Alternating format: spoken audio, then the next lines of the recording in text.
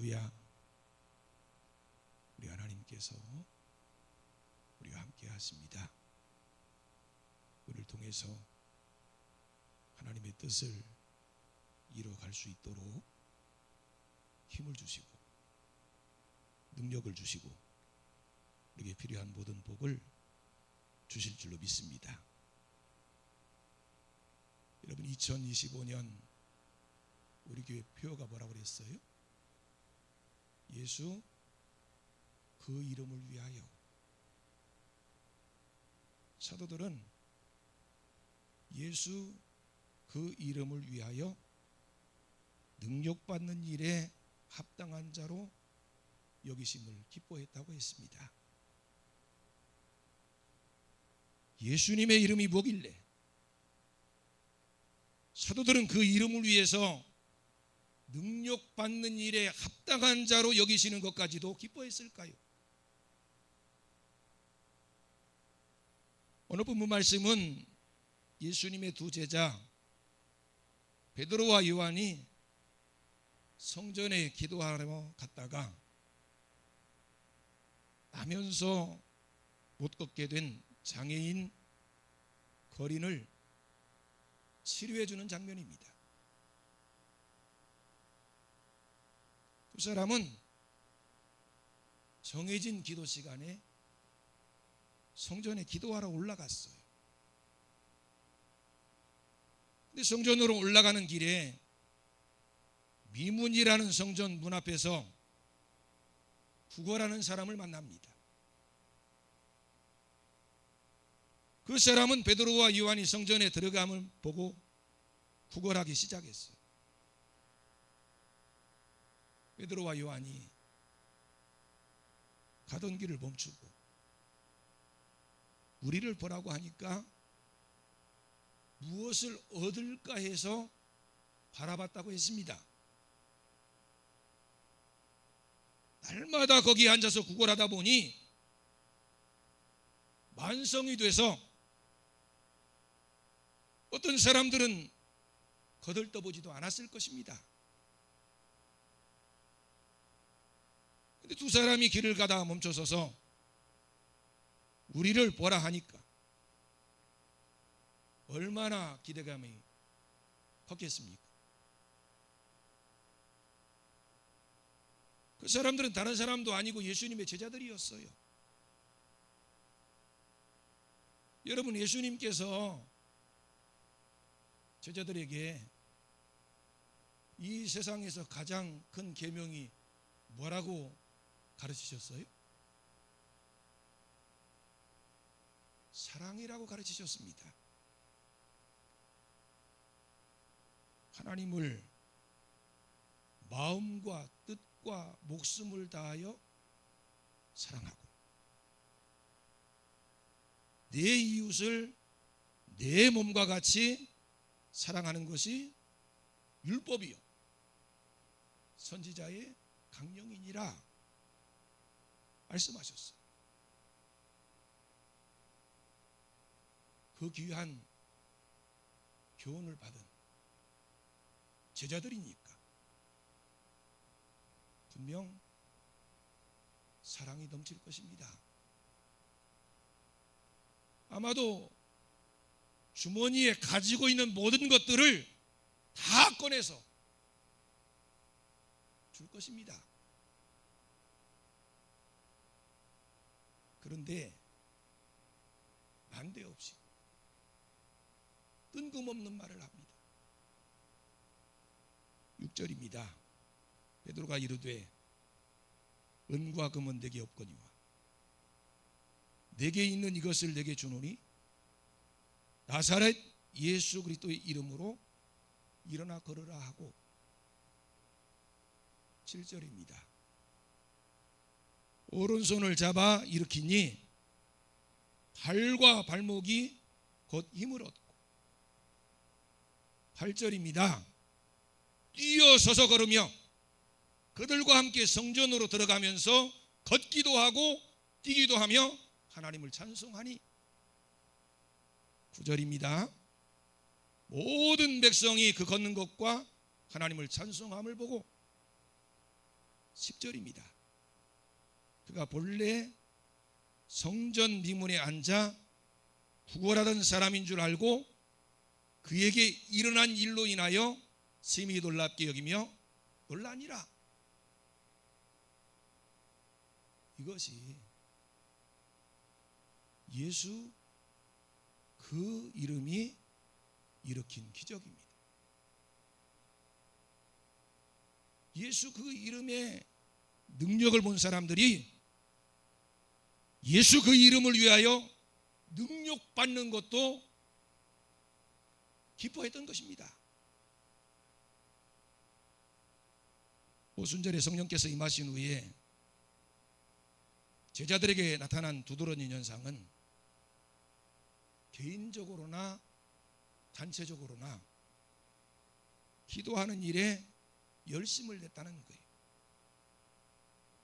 여러분, 이것이 성령 받은 사람들의 특징입니다. 성령 받으면요, 기도합니다. 기도하지 않고는 견딜 수 없는 마음이 속에서 일어나기 때문이에요. 1절입니다. 제9시 기도 시간에 베드로와 요한이 성전에 올라갔어요. 오순절 성령 받고 난 후에 믿는 자들에게 나타난 가장 놀라운 특징은 기도의 맛을 알게 됐다는 거예요. 제9시 기도 시간에, 우리나라 시간으로 계산하면 오후 3시입니다. 유대인들 시간에 6시간을 더하면 우리나라 시간이에요. 기도할 시간이 되자 베드로와 요한이 성전으로 올라갑니다. 이 기도 시간은 유대인들이 오래전부터 지켜오던 기도 시간입니다.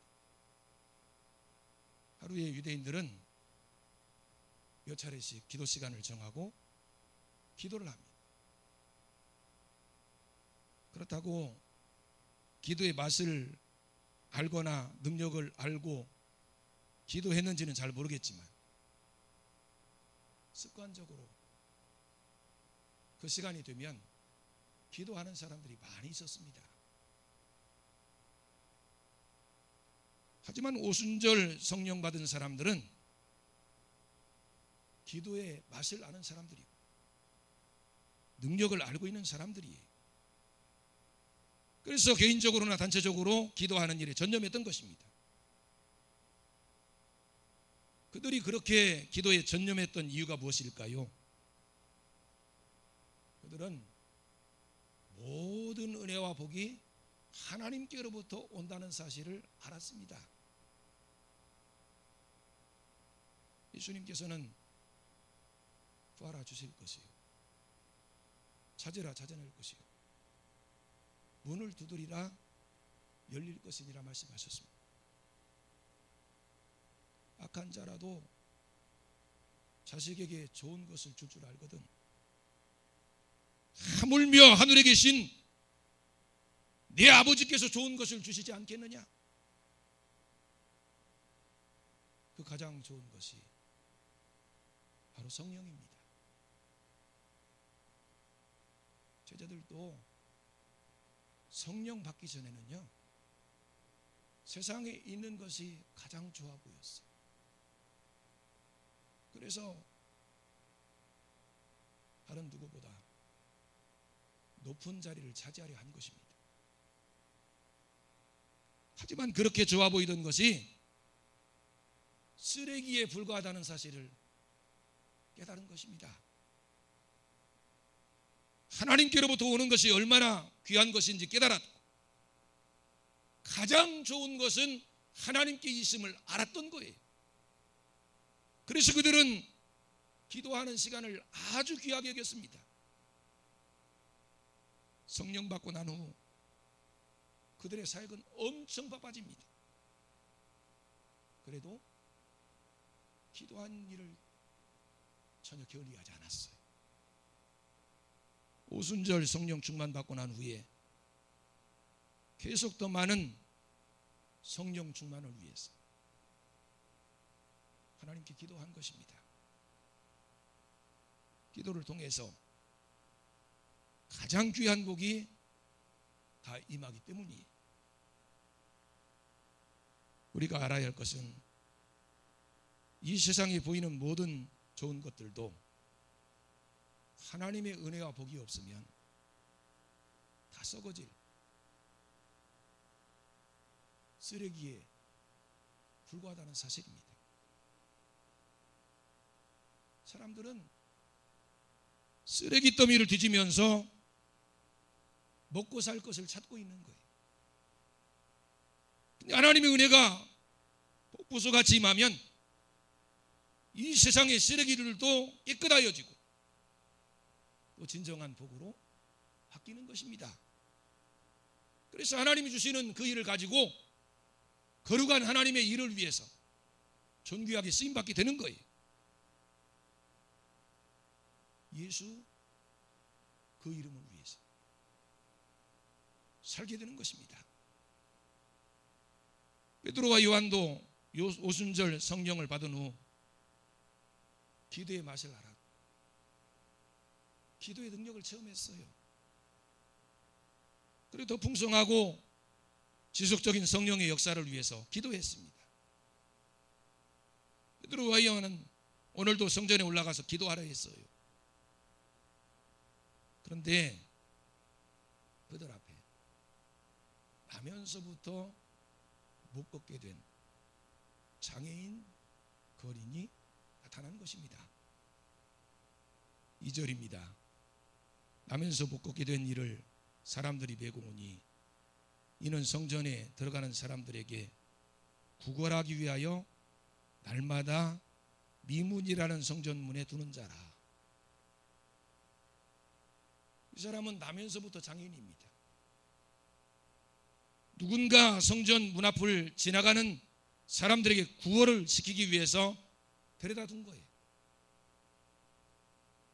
아마도 매일같이 그 자리에 이 거린을 데려다 두는 사람들이 있었다면 그 사람은 분명 이 거린을 이용해서 돈을 챙기는 사람들일 수도 있습니다. 약자들을 이용해서 돈을 버는 사람들, 그런 사람들이 우리가 사는 세상에는 얼마든지 많이 있어요. 그런 사람들은 같이 먹고 살자고 하는 사람들이 아닙니다. 그저 그 사람을 이용해서 자기 배만 불리는 사람들이 자기 이익을 위해서 죽도록 부려먹다가 이용 가치가 없어지면 가차 없이 버립니다. 어찌됐든 성전 미문이라는 곳에 앉아서 구걸하던 거린이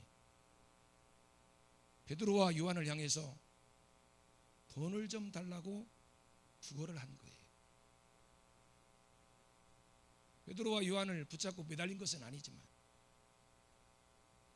지금 한창 은혜 받을 생각에 몰두해 있던 그들에게는 귀찮은 존재가 될 수도 있습니다. 돈을 주자니 돈은 없고 도와주지 않으면 마음에 걸려서 기도가 나오지 않을 상황이 주변에 있는 사람들은 또 어떻게 생각하겠습니까? 예수님의 제자라는 사람이 어려운 사람을 만나서 도움을 주지도 않고 그냥 지나쳤다고 비난할 것입니다. 그런 의미에서 보면 아주 귀찮은 존재일 수도 있고 은혜 받는데 방해물이 될 수 있는 존재예요. 그리고 문제는 지금 그 장애인이 원하는 것은 돈인데 그 두 사람에게는 돈이 없다는 것입니다. 성령의 불세례를 받은 후에 말씀과 지혜와 능력은 충만했지만 안타깝게도 그들에게는 돈이 전혀 없었어요. 지금 이 거린이 원하는 것은 성령의 은혜나 능력이 아닙니다. 당장 오늘 먹을 빵을 살 돈이에요. 근데 지금 두 사도는 그 사람을 도울 수 있는 처지에 있지 않았습니다. 이럴 때 우리 같으면 어떻게 할까요? 미안합니다. 제가 가진 돈이 없습니다. 만약에 내일 또 당신을 만나게 된다면, 그때 내 주머니에 돈이 있다면 내가 꼭 도와주겠습니다 하면서 지나칠 것입니다. 하지만 이 두 사도는 그 사람을 못 본 채 하지 않고 똑바로 바라보면서 그 사람에게 우리를 주목해서 보라고 말합니다. 4절과 5절입니다. 베드로가 요한과 더불어 주목하여 이르되 우리를 보라 하니 그가 그들에게서 무엇을 얻을까 하여 바라보거늘. 베드로와 요한은 구걸하는 사람을 귀찮게 여기거나 외면하지 않고 바라봤습니다. 그리고 그 장애인에게도 자신을 바라보라고 했어요. 그래서 두 사도와 장애인 거린의 눈이 마주치게 된 것입니다. 사실 거린들과 마주치면 똑바로 보는 사람은 거의 없습니다. 거린도 뭐만 바라봐요? 자기 앞에 있는 깡통만 바라봅니다. 왜요? 거기에 돈이 땡그랑 떨어질 것을 기대하면서 누가 얼마짜리 기부를 하는지 거기에만 관심이 있어요. 자기 앞에 있는 깡통만 바라봅니다.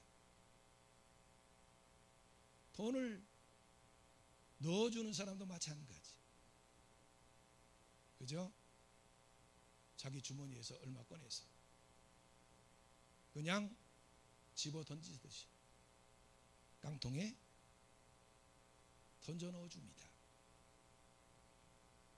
근데 베드로와 요한이 우리를 봐라 말을 거는 거예요. 그러니 이 거린이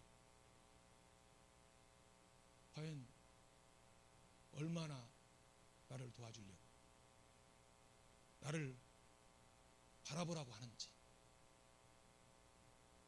기대에 찬 눈으로 그들을 바라본 것입니다. 그랬더니 베드로와 요한은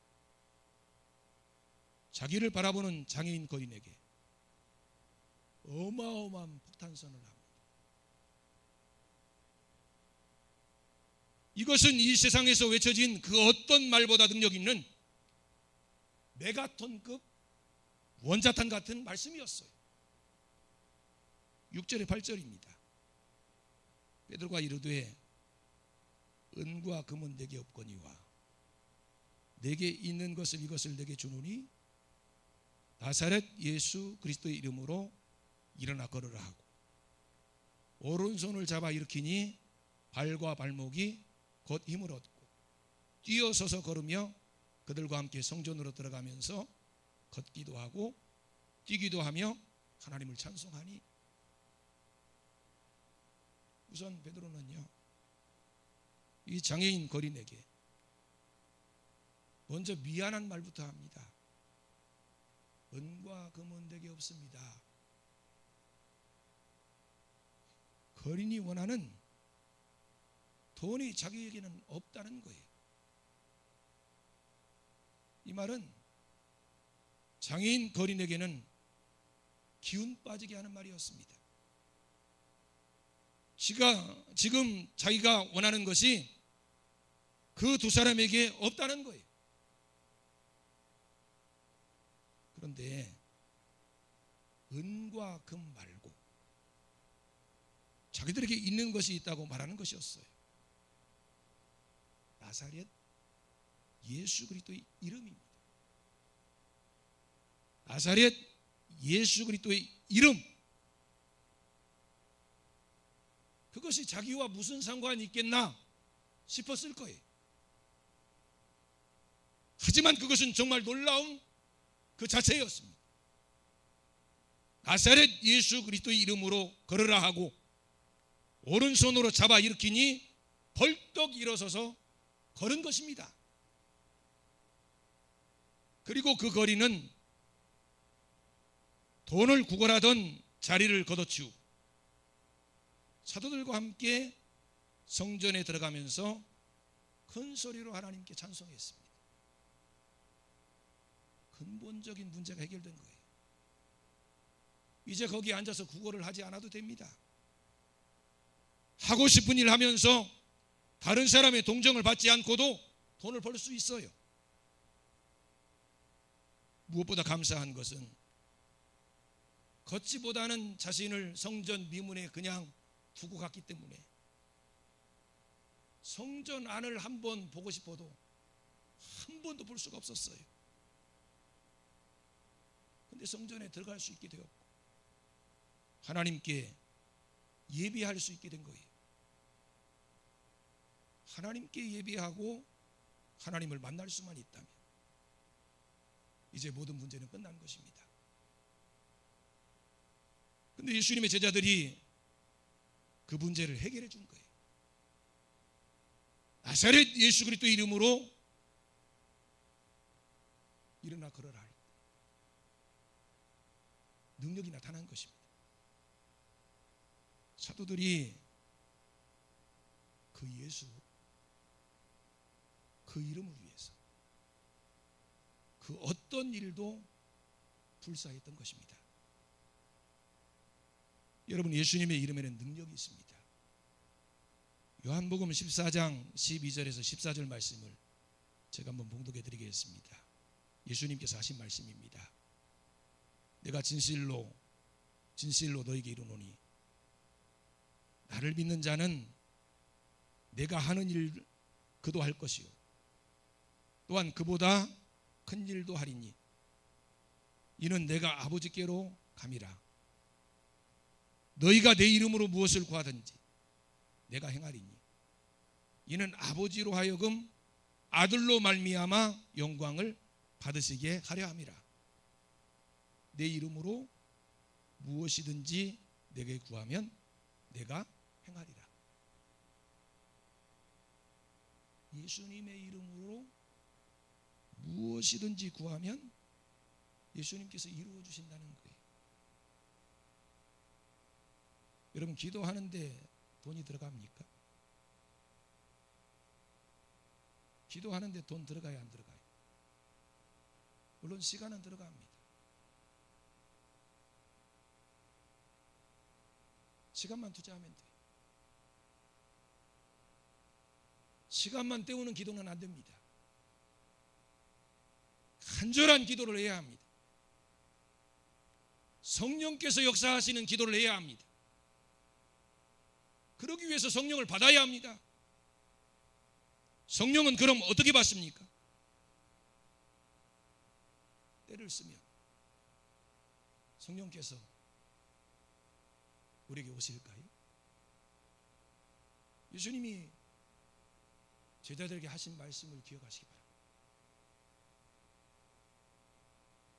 예루살렘을 떠나지 말고 아버지께서 약속하신 것을 기다려라. 기다리면 돼요.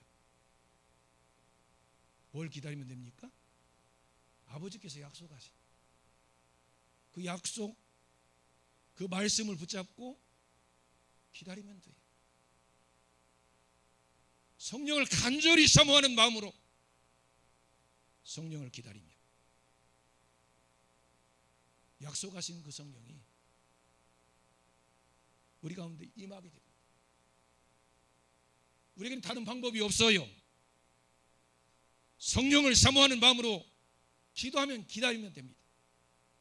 그리고 여러분에게 필요한 것이 무엇이든지 예수님의 이름으로 구하시기 바랍니다. 그러면 예수님께서 하신 일도 할 것이고 그보다 더 큰 일도 할 수 있을 것입니다. 그것은 제가 드리는 말씀이 아니에요. 예수님이 직접 하신 말씀이에요. 예수님의 이름으로 기도하면 능력이 나타납니다.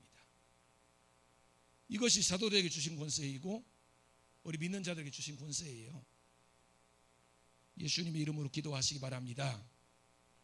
병든 자가 고침받는 놀라운 역사가 나타납니다. 문제 있는 자들이 문제 해결받는 놀라운 역사가 나타납니다. 예수님의 이름에는 능력이 있습니다. 그러므로 예수님의 이름으로 기도하면 예수님의 능력으로 고쳐주실 것입니다. 유감스럽게도 우리에게는 주위 사람들에게 필요한 것이 없습니다. 그래 도움을 주고 싶어도 도움을 줄 수 없을 때가 많아요. 하지만 우리에게는 예수 그리스도의 이름으로 기도할 특권이 있습니다. 우리가 가지지 않은 그것 때문에 우리는 기도하게 될 것이고 그것이 능력을 나타내는 기폭제가 될 수 있습니다. 예수님의 이름으로 기도하시기 바랍니다. 하나님을 나타내는 기적의 주인공이 되게 하실 것입니다. 12절입니다. 베드로가 이것을 보고 백성에게 말하되 이스라엘 사람들아 이 일을 왜 놀랍게 여기느냐.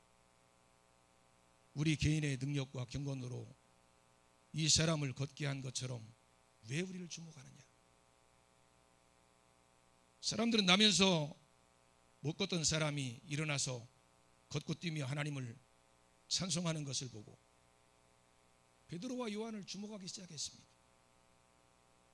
얼마나 대단한 사람들이기에 이런 놀라운 일을 행할 수 있을까?